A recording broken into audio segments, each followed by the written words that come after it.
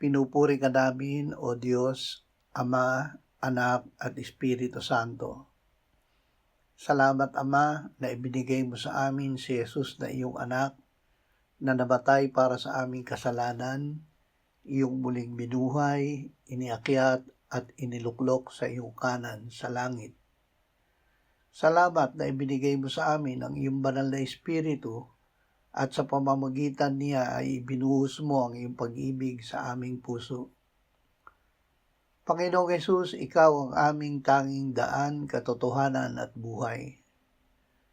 Sa pamamagitan mo ay nakalalapit kami sa Ama.